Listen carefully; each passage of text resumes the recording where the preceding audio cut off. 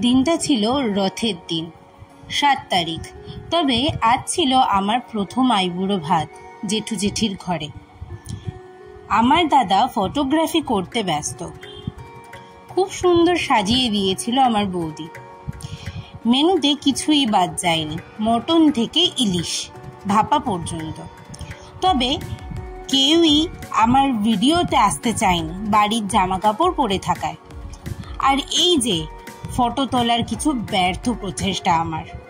মটনটা ছিল ভীষণ লাইট, তবে আমার পছন্দ মতন লাল ঝোল হয়েছিল সেই দিন। একেবারে মাংসটা হাড় থেকে নরম তুলোর মতন খুলে পড়ছিল। জেঠু জেঠি দাদা বৌদি আশীর্বাদ নিয়ে শুরু করেছিলাম জম্পেশ খাওয়া দাওয়া। স্লোমোতে মটনের পিসটা দেখে যেন মুখে জল আবার চলে আসলো। তবে রগরগে লাল মাংসের ঝোল আর সরু চালের গরম ভাত খাওয়ার মজাই আলাদা। পেয়েছিলাম অনেক গিফটও।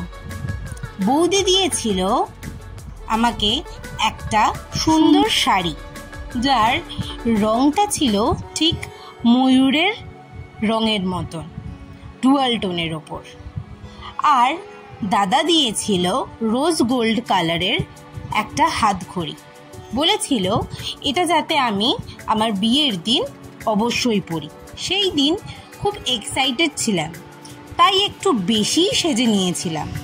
বোন বলেছিল বাড়ির আইবুড়ো ভাতে কি কেউ এত সাজে? তবে মিষ্টি লাগছে আজ তোকে।